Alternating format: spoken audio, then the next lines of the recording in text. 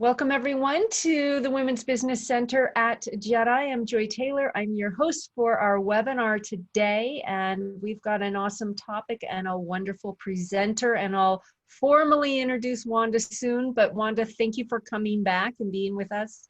My pleasure. So much. It's really, really great to have you.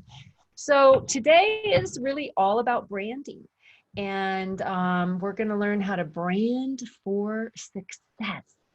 And Wanda's going to walk us through how to get online and get found and do it the right way. So this webinar is brought to you by the Women's Business Center at Jedi, and we are here to help you bring your potential into prosperity. Also brought to you by Constant Contact and Wanda of Strategize Success. All right, look at this. Lots of you joining. I want to talk a little bit about orientation to our webinar setting, and most of you are familiar with this and you've been with us, but we will have time for Q&A at the end of today. We're going to do some polls throughout. Wanda's going to present. She's got some slides. We'll be having a conversation, and if you have a question, go ahead and put a Q in the chat box. So you're going to go to chat, put Q, and then ask your question. And then after the presentation, I'm going to go through all those questions and we'll get them answered.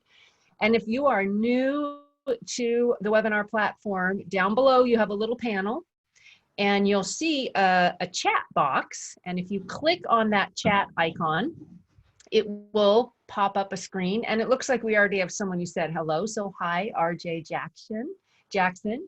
And you want to go ahead and chat to everyone, and we want to know who's here.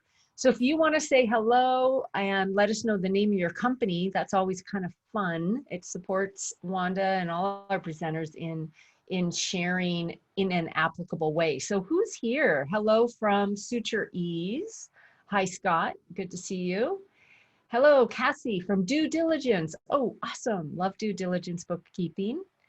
And Joseph, hello, great to see you. David from QAI Laboratories, glad you are here.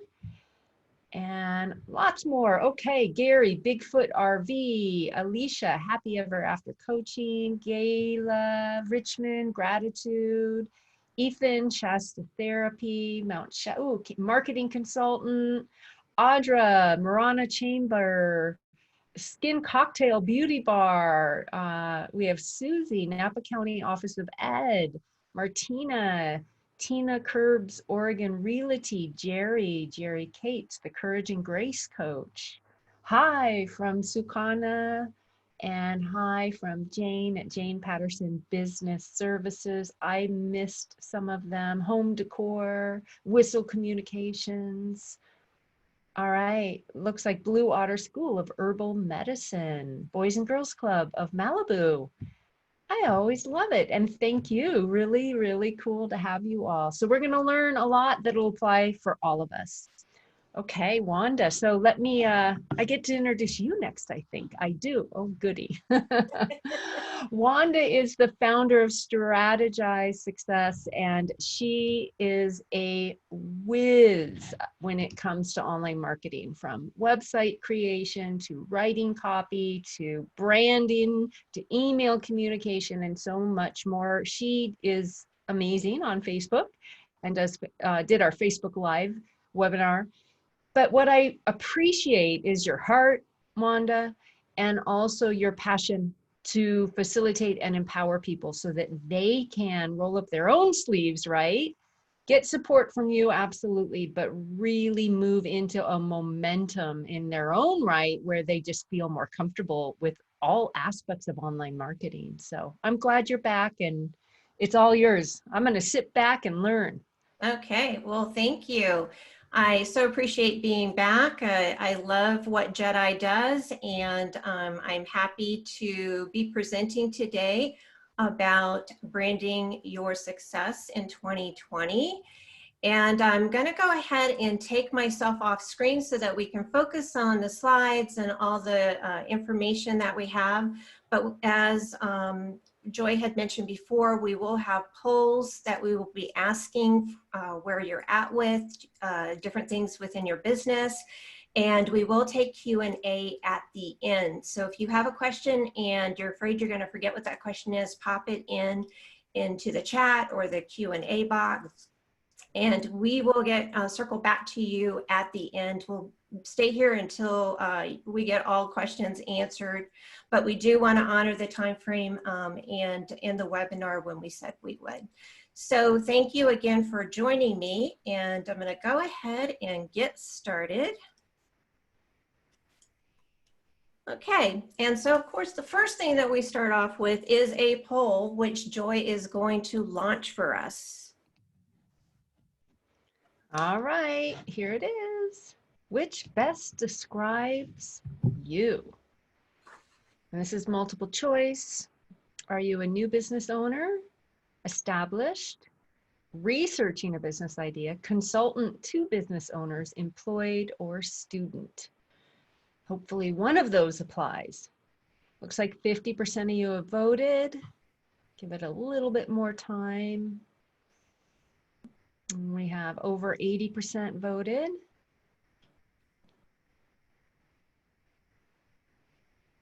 All right, last call. I'm going to end the poll and share the results. So the majority of you at 48% are established business owners, and kind of a split. A few people are employed, and then it looks like just 7 people are new business owners, 7 people are researching, and 5 people are consultants. We have 1 student. Well, welcome everyone. Thank you for launching that poll, and it's good to know where everyone's business is at this point. So what we're going to talk about today is, we'll start by talking about the basics about setting up your brand for success. We'll also discuss how to get found and manage your brand awareness. And last but not least, we'll talk about driving business and relationships with email and digital ads. That's one thing that seems to perplex a lot of people. So hopefully we'll be able to shed some light on that information for you today. So let's start off with something a little fun. We're going to ask you to kind of think a few years back, and you may have remembered this commercial where we had I'm PC and I'm Apple. That was a campaign that Apple launched. And what we want to do in branding is we want to differentiate ourselves from the competition, because more than likely, whatever market that you're in, you're competing with somebody else. And in certain markets, there's going to be a lot of competition. And so what Apple did is that they came up with this really cool, casual, kind of young, hip dude to represent Apple. And that was what their brand was trying to capture as far as an audience goes. Where the I'm PC had been around for, PC has been around for a long time. They already had an established market, but because they've been around for a long time, they weren't as progressive. So they were a little bit more tied to the suit and the formality. And so they had these 2 fun things going back and forth. And the guy from Apple was obviously poking fun at the guy from PC. Now, obviously they both sell computers. But the thing is that Apple wanted to say, this was what makes us different.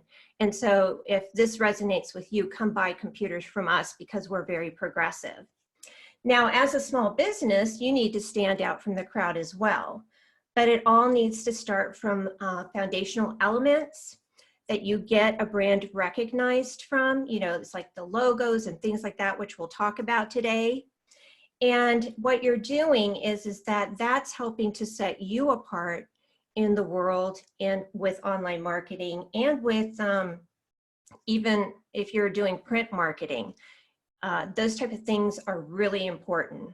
So whether you're getting started or looking to improve your brand and your business, we'll be sharing tips and suggestions today to help you get that brand set up, or maybe look at revamping it.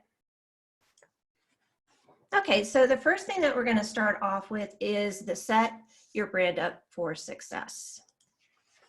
Now, let's start by thinking about what the word brand really means.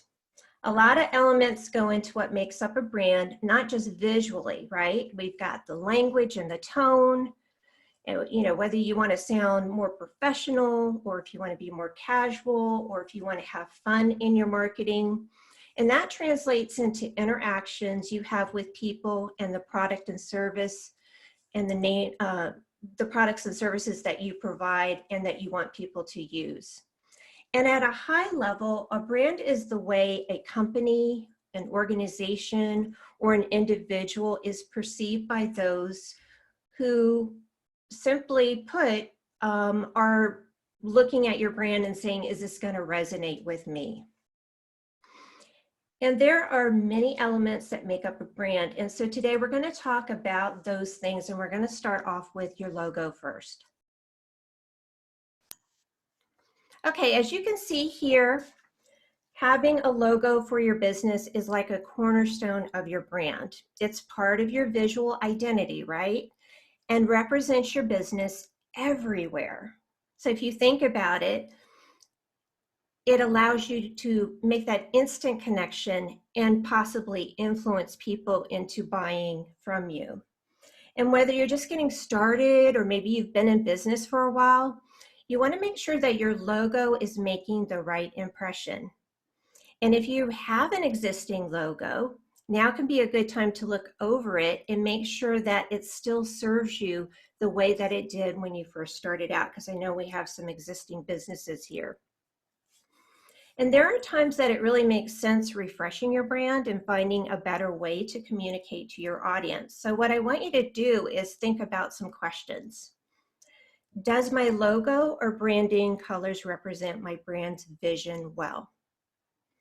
Is my brand outdated, or has my business model changed, or has maybe your business expanded and it's needing a new refresher or a new look? And would updating my brand bring new life for my company or help me connect with a new audience, as rebranding can show your company's innovation and make it appear more representative of your current message? So my suggestion is to take the time and make sure that your branding from your logo is right, because again, it is that cornerstone that everything else follows.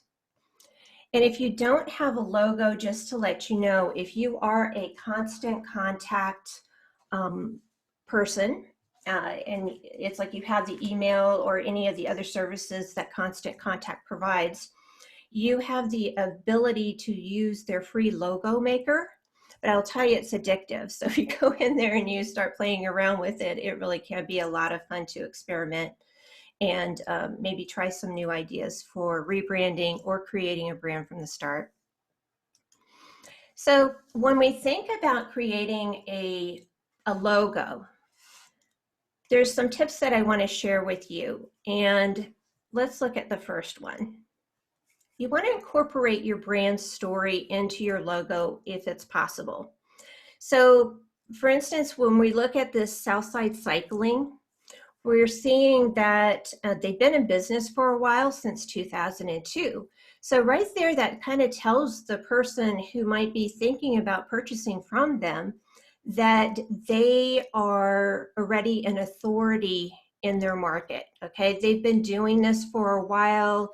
Obviously, people are still coming to them. They must be good at what they do.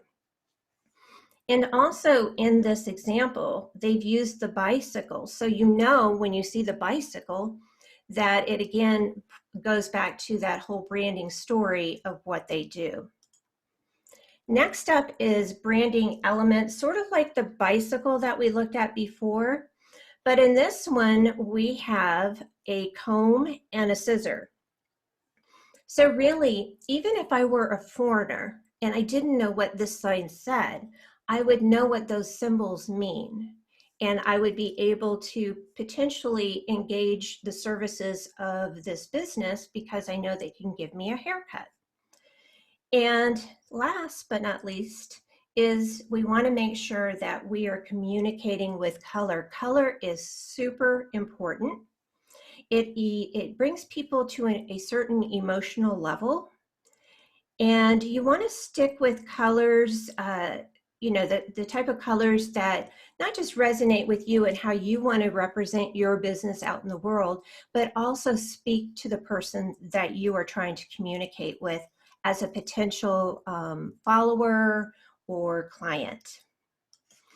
Okay, and then obviously, as I said, color is important, and you can see from this chart that different colors mean different things. So what are some suggestions for color? We know emotions play a big part in what causes people to do different things. So what I would say is find your base color as your primary, then choose an accent color that will be used after your base color. And you don't want to use more than 2 to 3 colors at the most. And I know that with myself, I have a symbol and I have a very colorful flower. And because there are a variety of different colors in it, it's sort of like a flamingo. It is something that I had to, back when I first started, come up with which colors would I use as my primary colors in my marketing. So make sure to keep your colors simple for printing and helpful to keep that brand repetition of the same color strength and build that brand awareness. And you also want to make sure that whatever you do, you're doing it across all the media that you're engaged with. So your website, if you have a brick and mortar storefront, if you're advertising, if you're doing social media, everything should be that same feel, because there's nothing worse than being on one thing and thinking that you're buying into a particular brand and then going to another platform and seeing something that doesn't look at all like what resonated with you to begin with. So again, you want to make sure to have that continuous consistency. Okay, so let's talk about fonts. Now, I don't know about you guys, have you ever shopped for fonts? Because it's like eye candy. You could go crazy looking at all the different fonts, but I'm going to keep it pretty basic today. And we're going to talk about sticking with 2 font styles when you're creating your logo. As you can see here, we've got the serif font, which has little feet at the bottom, the little things right there. And these are harder to read online unless they're larger in the logo. So in other words, you wouldn't want to use this as your tagline. You would want to use this as maybe the name of your business. When you look at the sans serif font, it's easier to read online and it can be used for smaller text.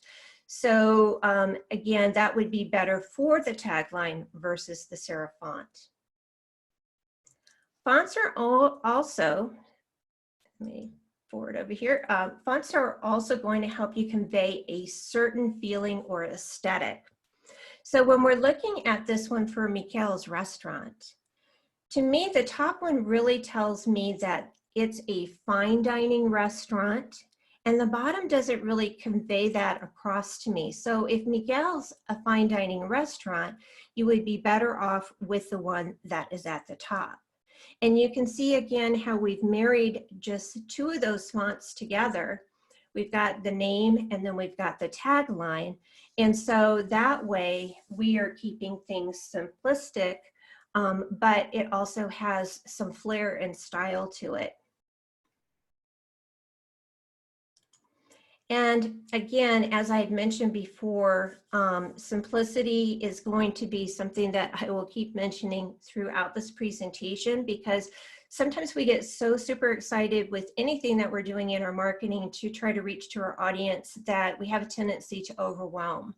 So we don't want to overwhelm people. We want to make sure that we are keeping things at the point where people just understand what they need to do, what we represent, and how we can help them.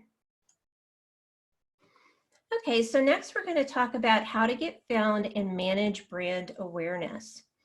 And to have a good basis, you'll want to have a website and utilize listing and review sites to promote your business.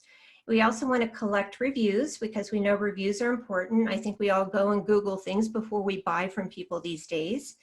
And we also want to make sure that we're interacting with our customers and our potential prospects.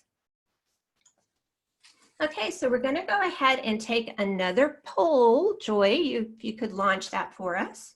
All right. How often do you send email marketing to your followers? So take a few moments. You've got 4 options. I don't have an email list. I email my list less than 12 times a year. I email my list once a month. I email my list more than once a month. And of course, if you're researching a business, you probably don't have a list. That's understandable. Okay, we've got 60% of people voted. Give it a few more seconds.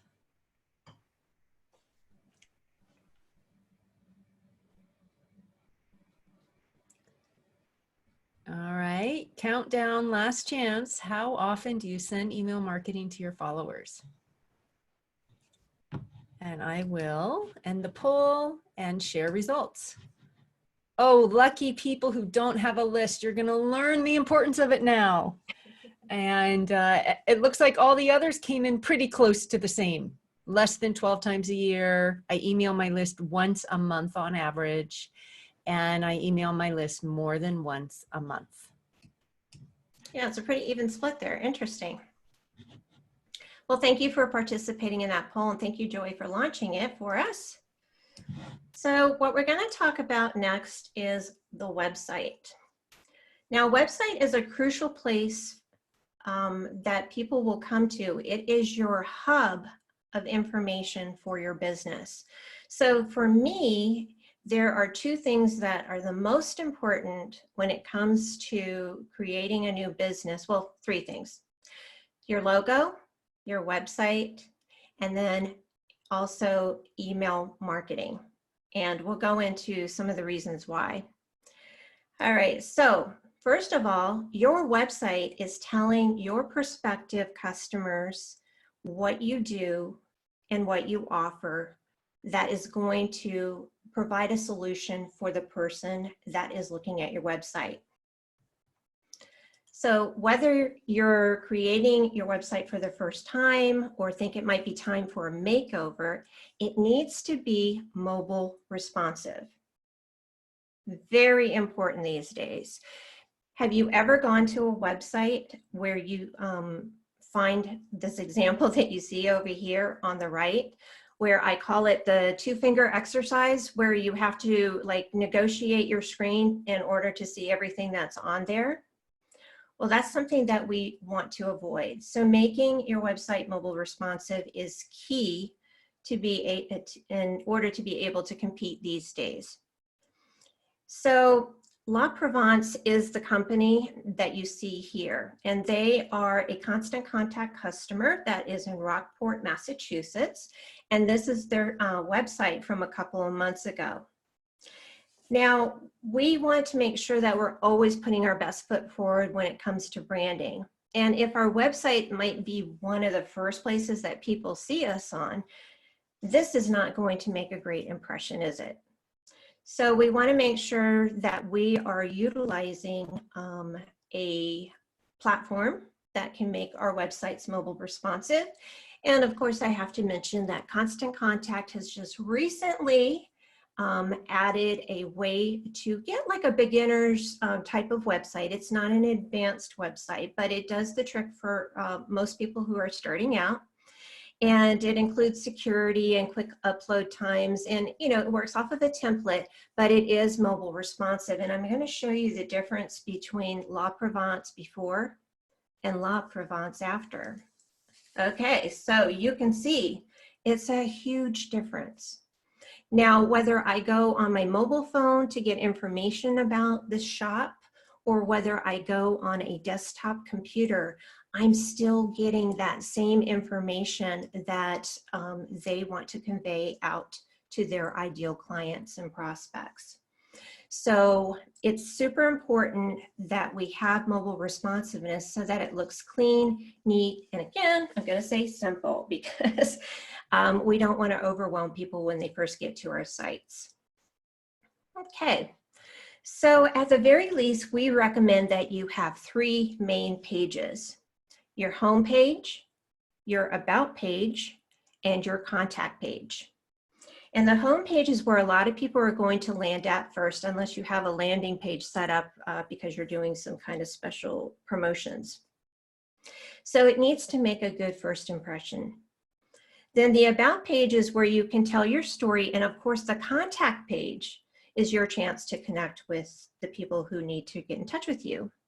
So for a lot of you, we're going to want to sit down and think about additional pages that are relevant to our specific type of business or organization.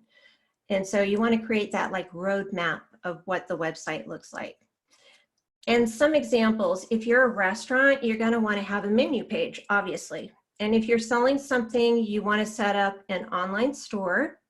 If you're a spa, you're going to want to have a list of your prices and the different services that you offer. And an online store is something that you can also set up in Constant Contact, which is pretty cool. And you should check that out if you want to. It's on the Constant Contact website. So another thing is that you're going to want to answer the questions that people are searching for, because you don't want to be overwhelmed with constant inbound messages that ask the same question about things that you can automatically put on your website. FAQ pages are really great for that if you have a lot of the same common questions that get asked all the time. But on our contact pages, what we want to do is that we want to make sure that we're providing people with a way to reach us. And, you know, like the phone number, a contact form, the address of our business. If we take, you know, like if we're a brick and mortar, or if we're a business that just takes appointments, you could put by appointment only. We want to put our business hours there so that we know, we want to let people know when we're available to work with them. And I'm gonna also say that you want to provide another way for them to connect with you so that you can build an email list. So we want to have a contact form so that they can sign up. And on that contact form, we can actually do some really cool things in our businesses. So I'll give you some examples. You can offer a discount or a promotion. You can ask people to support your organization for any of the nonprofits that are out there. And also you can offer exclusive content to people. So say my coaches or consultants that are out there, if you have something that you just don't openly share everywhere online, it's exclusive if they sign up for your email list and stay connected with you. So to help you out, and I'm going to have Joy share this in the comment area, is a link to get a free guide of making sense of online marketing from Constant Contact that will help you out. And they do have information there available for you for the different types of businesses that you all represent in the world. So if you're a realtor, brick and mortar business, if you're a restaurant, that type of thing. So I hope that resource helps you out. Okay, so here's another thing that I think is a lot of people just don't think about it as much as they should. So that is the listings and reviews that people provide for your business. So listing and review sites play a big role in perception, right? And also are another way that people can find out more about us and our businesses. So in general, we suggest making yourself a Google My Business page and a Facebook page if it works for your particular market. I know some of you are more LinkedIn versus Facebook people.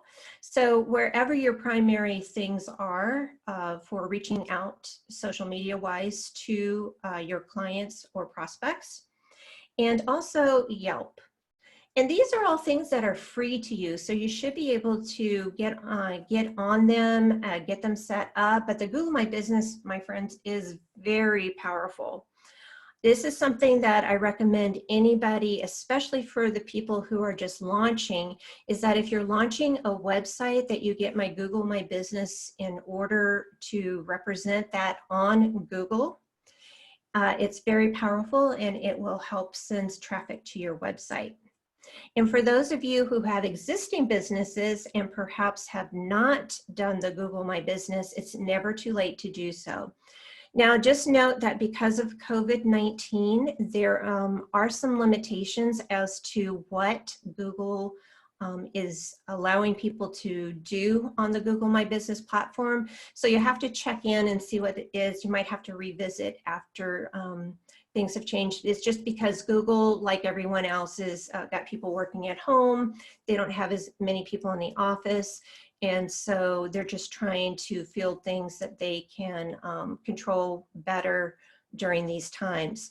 Now, one of the things that you also might want to think about is that if your industry is, say, home improvement, you might want to think about Angie's List, or if it fits into the Angie's List category, it could be a different type of service that might not necessarily be, you know, like a handyman service, but you might offer organizing your home. Those type of businesses do really well with Angie's List. And we often get a lot of questions about the Google My Business. So just to let you know what it does for you is that not only does it help you get found online, it also helps you on the maps. Okay, so if people are trying to find out where you are, it has that map that shows them. But again, if you want to make sure that in your Google My Business, if you are a business that requires appointments, that you specifically spell that out to let them know, because you don't want somebody stopping by and not being served if you're not going to be in the office. So, and if you guys have questions about the Google My Business, we can definitely answer those at the end. And you do know that it's like a good way to search and see if you're not really sure if you have a Google My Business is I always like to go incognito. Just open an incognito window and Google your business name. And what will happen is if you have a Google My Business, it's going to be represented over on the right-hand side, and it's going to show pictures about your business, location, maps, reviews, and things like that. So if you're not seeing that, that's usually telling you that you don't have one.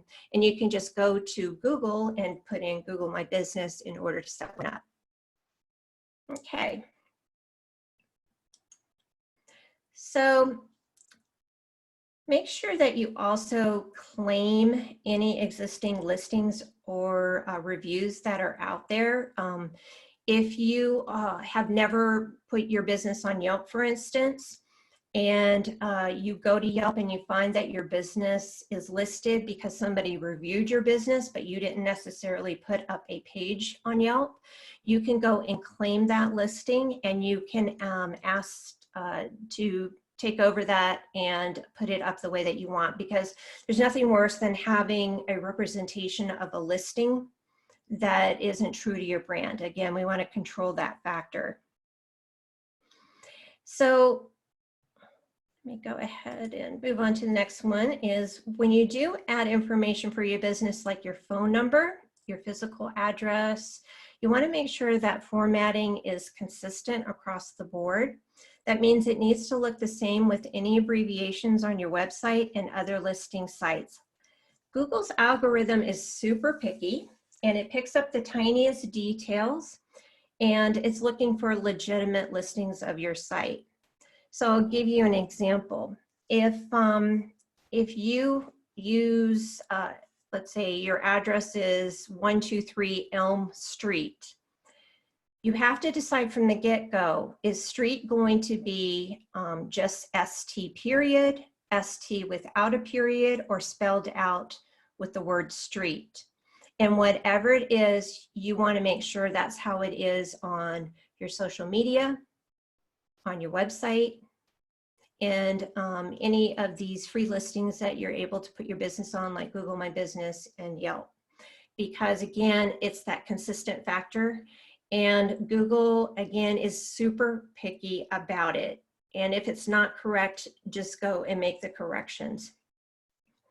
In the setup process for each listing, you'll need to choose a category as well for your business or organization. And in this case, the more specific that you can be, the better. And that will help search engines determine which search listings that you should fall under when people go looking for your type of service or product. And if there's not a specific category listed that describes your business, it's best to choose a more general one that will help to describe what you do. And some of these listing services like Yelp also have like subcategories, and so does Google. And the last tip that I have, let's see, is also, is to encourage you to make sure that you are going to be responding to any reviews that you get. So for instance, if a customer places a review on, say, Amazon or Google, Consumer Reports, or social media, you want to make sure that you're always replying back and thanking them or addressing any concerns that might come up from the review as well. There's nothing worse than hiding from a bad review because people are looking, if somebody says something that maybe they did not have a good experience for some reason, you need to show to the public that you are 100% in making sure that that gets rectified, and that people, when they come to you, will always be taken care of. So we want to make sure that we address those issues. And we also want to make sure that if we get something, for instance, on Facebook, I know a lot of us use Facebook to communicate to our ideal audience. People are looking for engagement on social media. That's why it's called social media. So it's your opportunity to shine whenever these things come through, and make sure that you don't make people wait too long before they hear back from you. If you are on social media, for instance, with Facebook, there is something called Pages Manager, which is a free Google app, a Google Play app, or if you have an iPhone, you can find it in your stores and you can download it, and it lets you just have an app just for your business. Versus the regular Facebook app, which is for everything else, okay? And if you have any questions about that, I'll be glad to clarify it at the end. Okay, excuse me, my allergies are acting up. Palo Verdes are blooming here in Tucson. Now, social media is another great way to extend your reach and get your brand out there. So that's because you'll be able to actually provide visual ways to, excuse me, visual ways to provide information and interact with your ideal customers and prospects.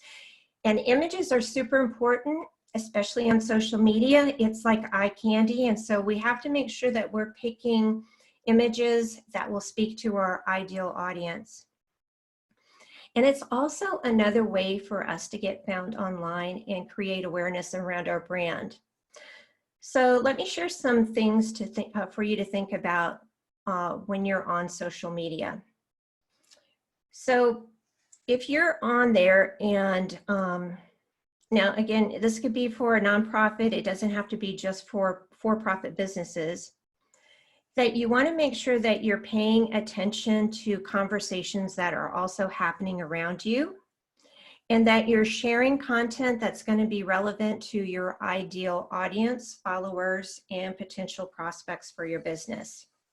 So it can be things like quick tips, information from your blog posts, or even sharing your emails.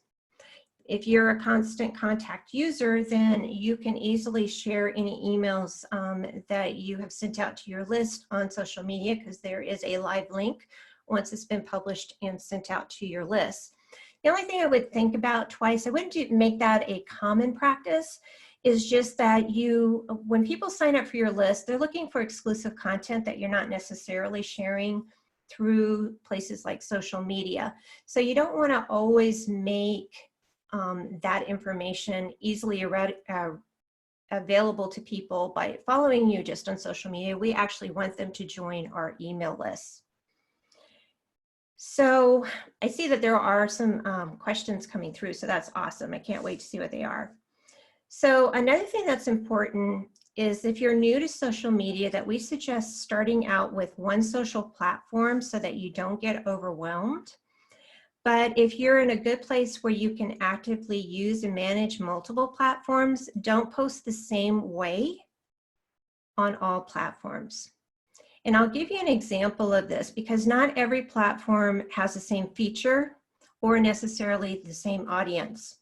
If I am following you on Instagram, I might not necessarily be following you on Facebook and vice versa.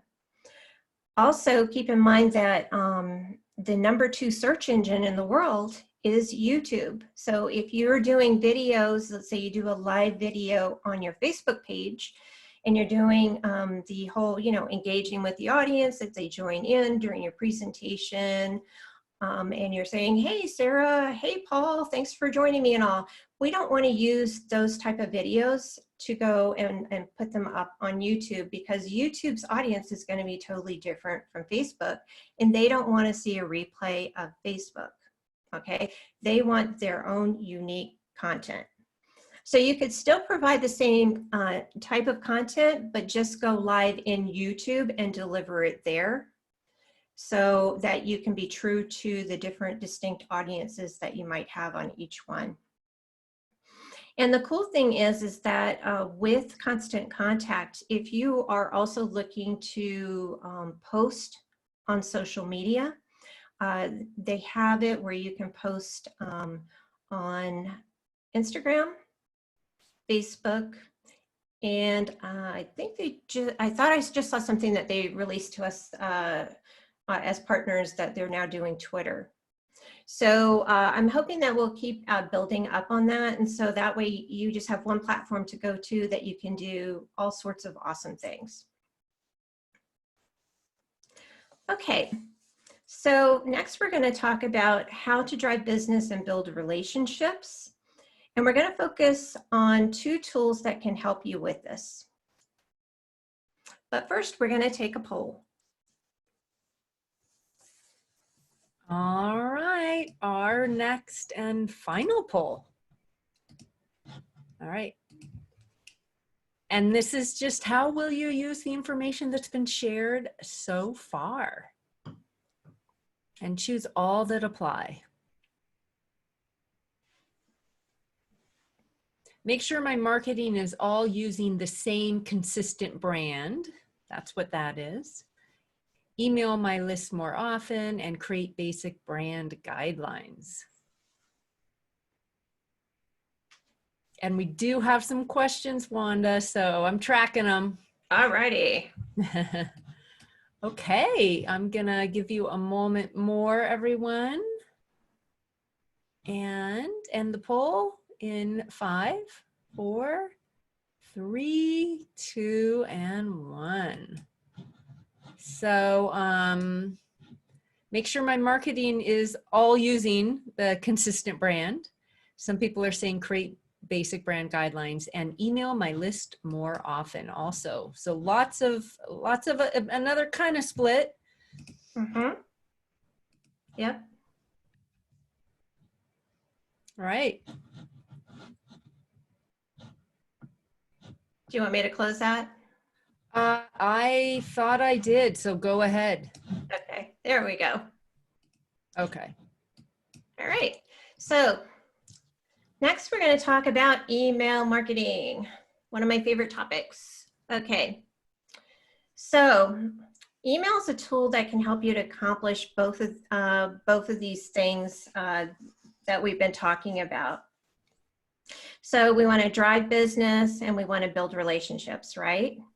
But we also want to make it mobile responsive. So email is how you can incorporate all the elements of your brand visually and also the messaging that you have in your brand story and your business. So just like with your website, your emails need to be mobile responsive, as I mentioned, and so they are easier to read. Makes sense, right? So people shouldn't have to scroll left and right to see your email. And we also want to make sure, I know that it's very popular to use just text formatting for your emails, but honestly, I like to have the break by putting images and also using my logo and things like that in my email marketing.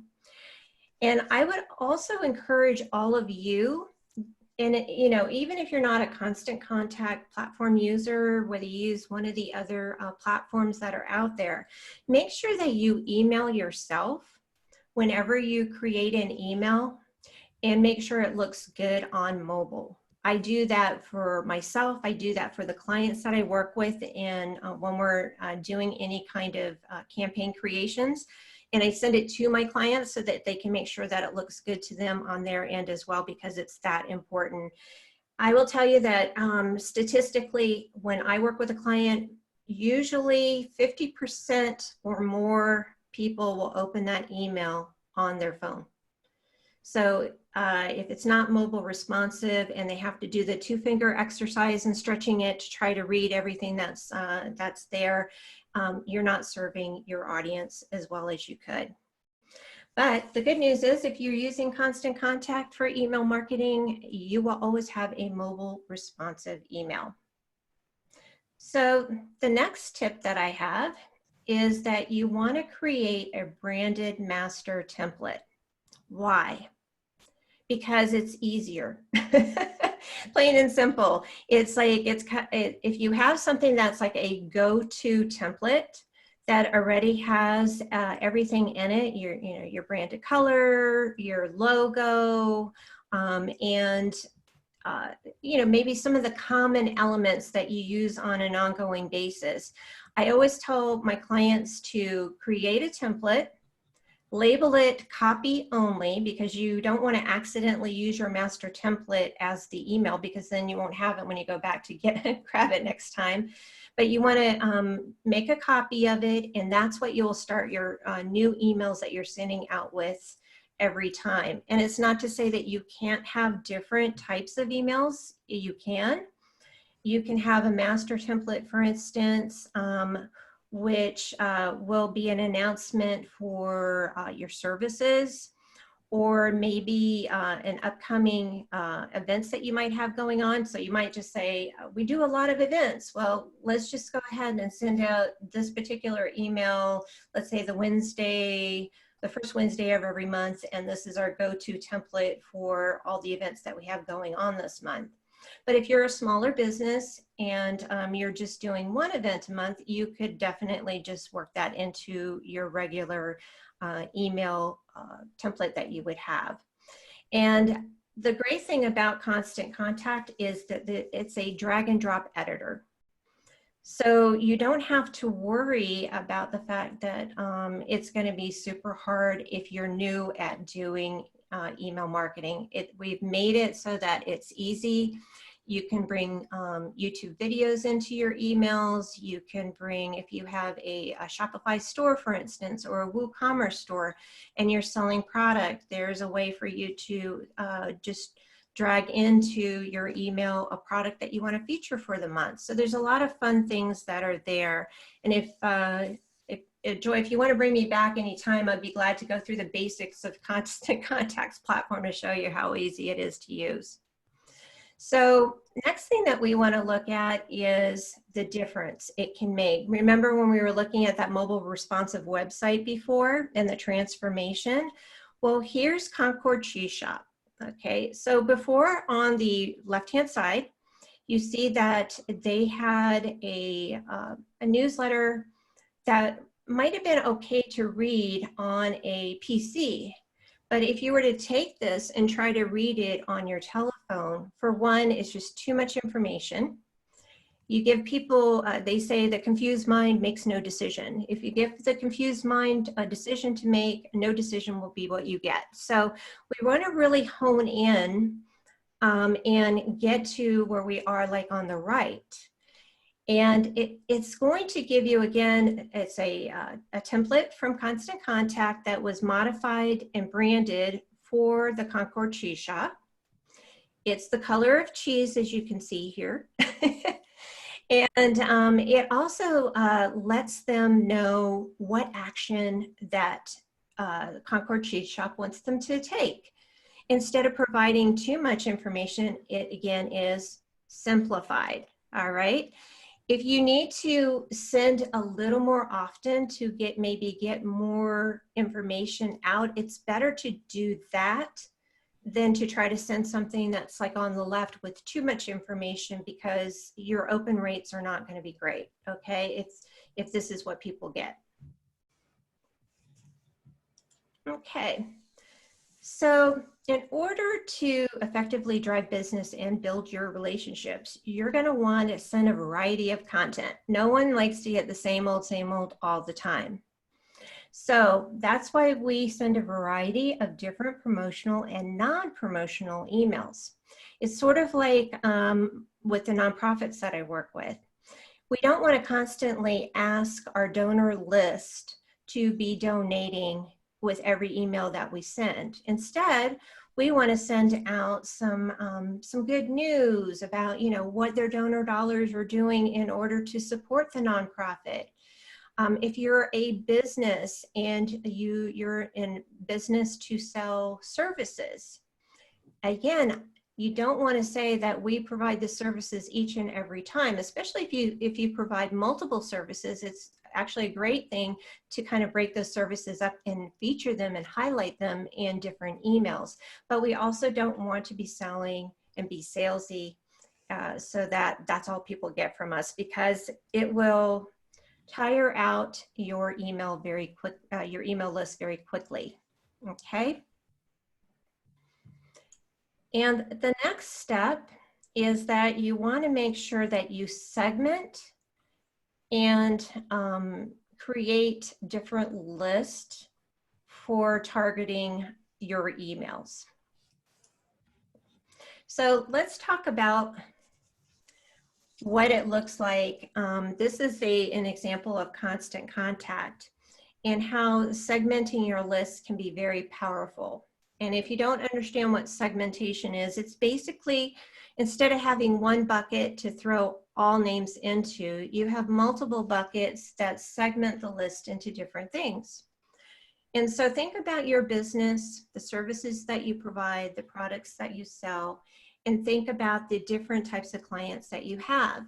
So if you're selling particular products, you might have people who buy certain products from you but don't buy other certain products from you, and you could target that segmented audience a little bit more effectively. And what that looks like, as you can see, is that we've got the open rates on the left and we have the click-through rates on the right with targeted emails. And you will get a higher open rate, which is, we all love open rates, right? We want people to open our emails, we want them to read them, but the click rates are like the, okay, that means people are taking an action and they are hopefully buying something from you, or at least making an appointment to talk to you about their needs. Okay. So when you look at this example here, again, this is with constant contact. The first one is called click segmentation. And I know that this might be a little overwhelming for some of you, but click segmentation is a key tool that you can use in creating constant contact emails. And you can see that right here, if I select to send maybe somebody to, this one is giving an example of web design. And whenever somebody clicks on this particular link, it's going to, and I click this enable click segmentation, I've created a list for website design prospects. So I know these people are interested in web design. So again, it gives me a way to segment and then also get people over to what is more important to them. And here is a way to look at segments. We talked about click segmentation, and this is segments themselves. I don't want to dive too deep in it, but I did want to give you just a quick screenshot of what that looks like. And I know that we are also getting close to the end, and I promise you I'm getting close to wrapping this up for y'all. But the segment tool is very cool because it can get you really narrowed down if you look at all these different opportunities here. And you can also, for those of you who like to use autoresponders, you can create autoresponders for the different segmented lists that you have and sending them maybe like over a week's time, some special messaging about what you've got going on that relates to that particular audience. Now, last but not least is another way to drive business is through digital ads. Now, Google and social media ads are great tools to drive business because it allows you to get more specific on your targeting and you can reach the right people. And you can also do a lot with just a little bit of a budget. So what you want to do is you want to think about focusing on your best-selling items. So if you do that, then you can then run an ad for $100. Now, if $100 is a stretch for you guys, do 20. But just remember, marketing is an experiment. And unless we experiment with the opportunities that we have in today's digital marketplace, we won't know what works for us. So whatever your budget is, think about planning to what the budget is, and then plan to run one ad. You also want to include a main keyword. And this again is for Google Ads. And you want to consider your call to action. And you see the examples that are over here on the side. And you want to run them for at least a week so that you can get a real distinction over a week's time on what works. And you can do A/B testing on different platforms as well, which is helpful. So remember our friends at Provence before. We don't have an example of what they did previously, but I know that I get this question all the time. Should I use boosting for my Facebook ads? Well, boosting, it doesn't really do as much for you as if you use Ads Manager. So I'm going to show you some examples here of a Facebook lead ad, a regular Facebook ad, and a Google search ad. So what you want to see is that, for one, if your business is not on Facebook, replace this example with LinkedIn. Okay, if LinkedIn is where people follow you and follow your business.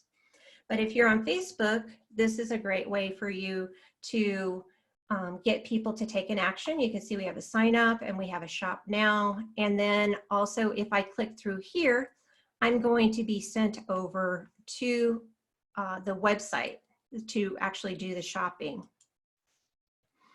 Now, right now is a good time to advertise on Facebook or even Google, because there's a lot of companies that have really big ad spends that are not going to be using those ad spends during COVID-19, especially if their type of business is something that relies on certain services or services to be open, like their business to business and things like that.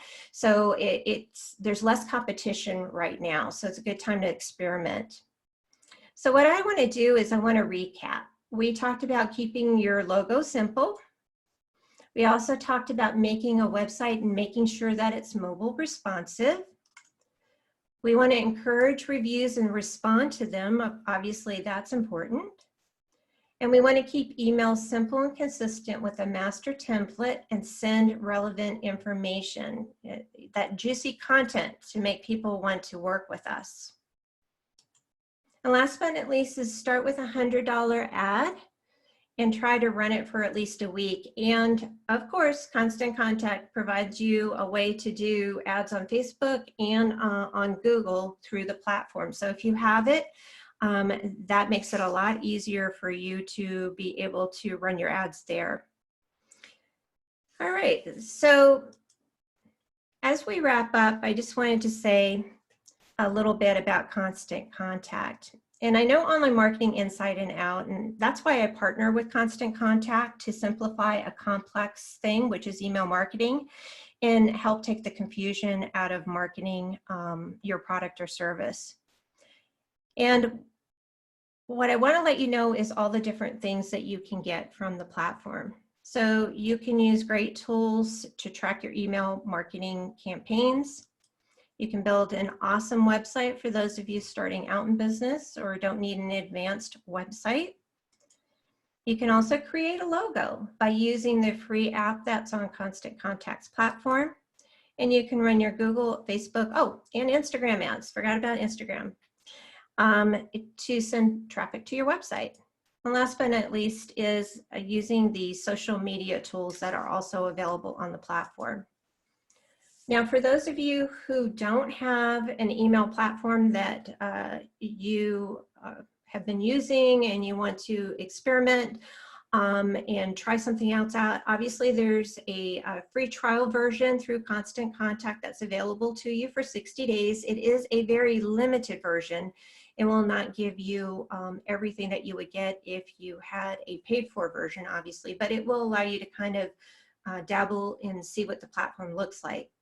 But for those of you who are interested in what we call email or email plus products, there is a 30% discount for your first 3 months if you use this code, which is CTCT30.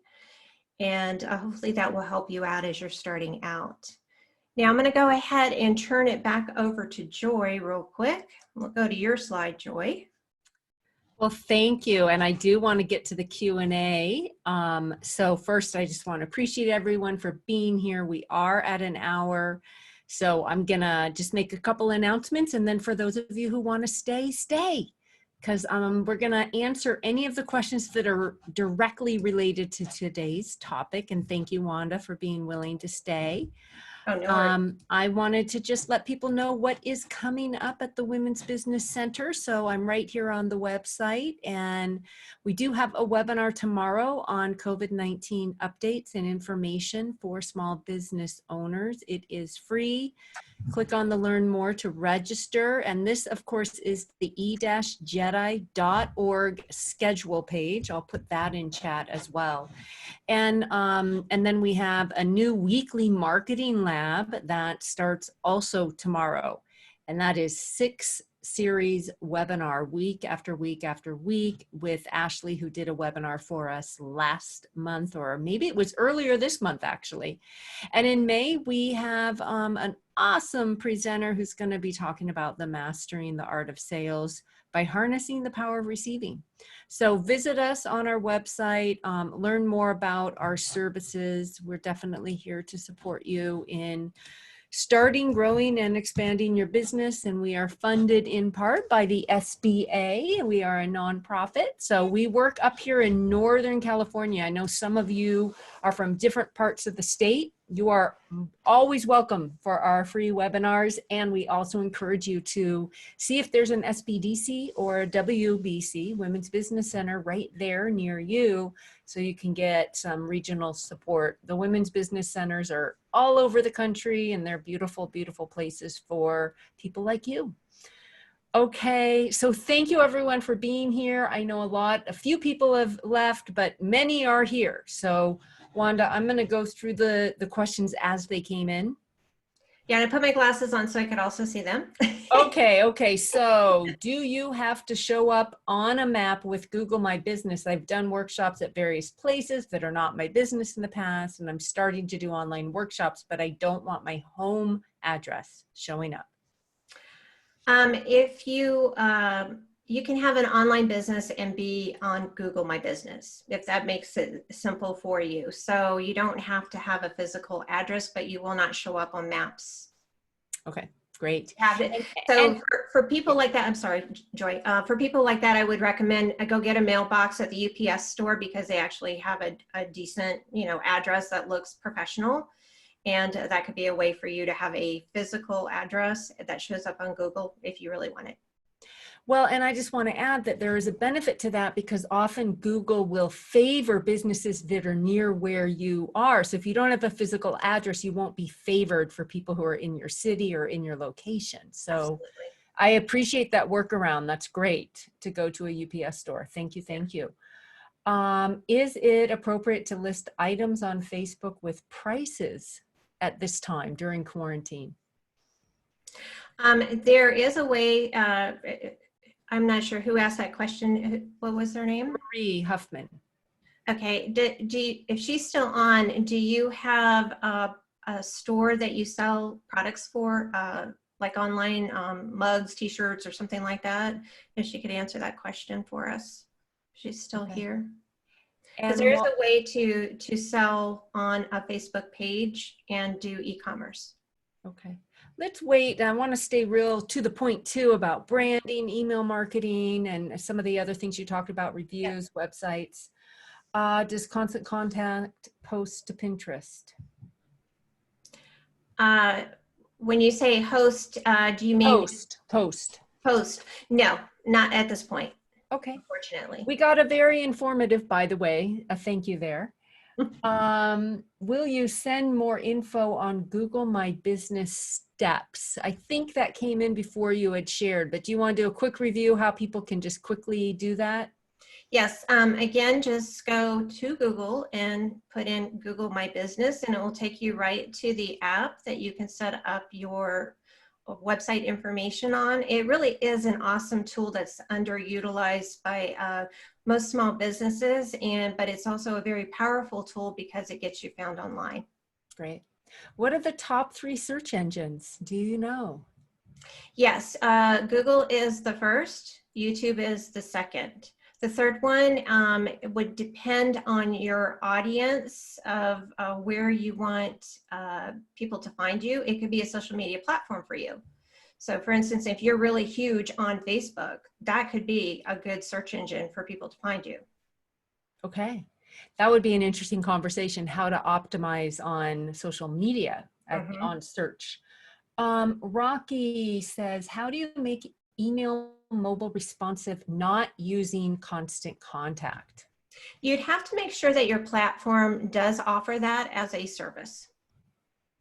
So again, a way that I had mentioned before to test it out is to go ahead and send yourself a test email. We can do that on Constant Contact. I'm not sure about which provider that you use, but we can send a test email to ourselves, see what it looks like before we actually publish and launch it out to our lists. So that way you can look at it on your cell phone and see if it reads right without having to do the 2-finger exercises. Do you recommend one kind of email list provider over another? And just for people who are brand new, could you just talk a little bit about the difference between an email provider and sending from Outlook or Gmail? I think there's a little confusion in some of the questions. For one, there's something called ICANN rules. ICANN is an organization that keeps businesses in check so that we aren't spamming. And when you're using, let's say, your Outlook account and you're sending out to, even if your list is small, which usually it has to be to send out through Outlook, but let's say that you send to 50 people. It's not giving an opportunity for those 50 people to opt out of your emails, which is an ICANN rule. So anything that goes out needs to have that unsubscribe option that is below in the email. So when you're using a platform like Constant Contact, that is automatically in your templates. You don't have to worry about it. And people can always unsubscribe from your list. And it's sad to see people go, but if they're just not interested, or if maybe they've moved on, like for sometimes I'll get somebody who says that they don't want to be on the list because they're no longer in business. Obviously they don't want to be on my list. Why would they? So it's better to have a clean list and to send to people who really want to hear from you. And this all happens automatically. You don't need to take any extra steps. And it also keeps you legitimized with ICANN. Great. And I always recommend people Google search, you know, what are the top email providers, constant contact, and then you'll find out there's many. So there's lots of options available. We do use constant contact at the Women's Business Center. Personally, I use it, and there are many, you know, so we want to make sure that you do your own research always, always. And then you can start comparing and learning all the benefits and the features and the costs. And if I could insert one other thing, and sometimes it's like, sometimes you'll be able to do some of those as a free version. Like they might have, if you have under 100 people, you can use our services for free, and it will still do all, you know, a lot of basic, amazing things for you. But if you want advanced features, you really want to shop around. Great. Someone said, I don't send emails in fear of being seen as another email nagger. And I bet you have a lot of ways we can email people where they can't wait to get our emails in our inboxes. Absolutely. So that's what I was mentioning yeah. before. It's like you want to have you want to send relative content, relatable relative content to your audience based on what your business purpose is. So mine is online marketing. So anybody who signs up for my list, whether they join me through a webinar or whether they join me through my Facebook page or however they came to me, they're interested in getting more information on how they can stay relevant in the marketplace and get and be online the right way, and not have to filter through, you know, a lot of web pages to get the same information. So if your content is rich and informative, you will always have people following you on your email list, and you will not lose too many people. Yeah, and that's part of that following through with the promise. Right. It's not, you know, when you enroll in the e-list, you're going to get, if you're a chef, you know, it's like a monthly recipe that's going to just, you know, wow your friends. So there's always things that people can look forward to. All right. That's it for specifically about our topic. So people always ask about social media, and we'll have you back for more on that. And Wanda, thank you so much for being here. It was thank you. Yeah, we're getting more thank yous, very informative. I did put in the chat the website icanorg.org.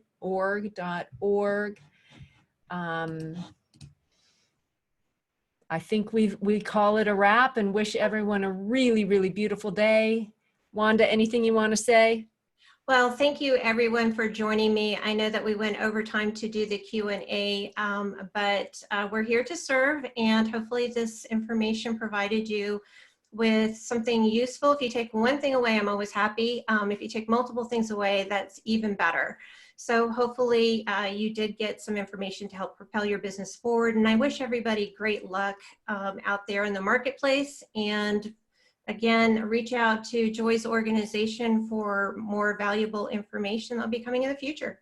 Yes, and the recording will be sent out and it will be posted on YouTube. And we will also have Wanda's information always linked as someone you can reach out to. Because Wanda, you've got tons of resources too.